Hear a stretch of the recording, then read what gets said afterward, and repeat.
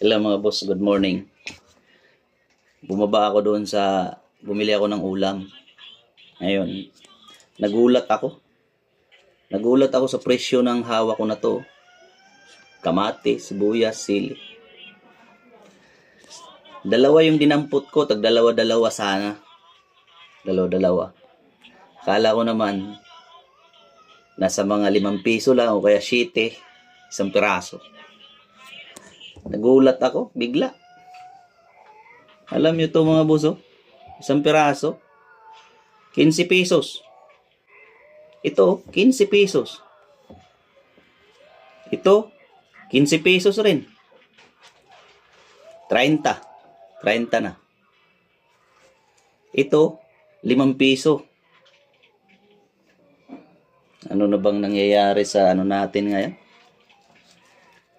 Sa gobyerno natin, bakit ba hindi na binabantayan tong presyo ng mga to? Isa lang naiisip ko Si Marcos kasi, yung presidente natin, sa agriculture nakatutok. At yung lugar nila, pangunahin sa mga nagpo-produce nito, may malawak na taniman ng sibuyas at saka ng kamatis.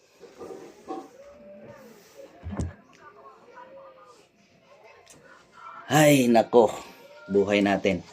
Paano na lang yung mga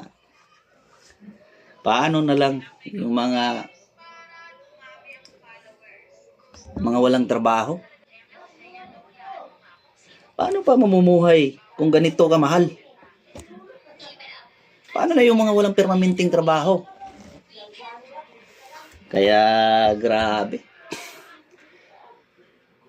Kaya sana gumising na tayo sa katotohanan. Hindi na maganda ang mga nangyayari ngayon. Grabe naman kayo. Bantayan nyo naman. Ito yung pangkaraniwan na binibili, pangangailangan ng mga Pilipino.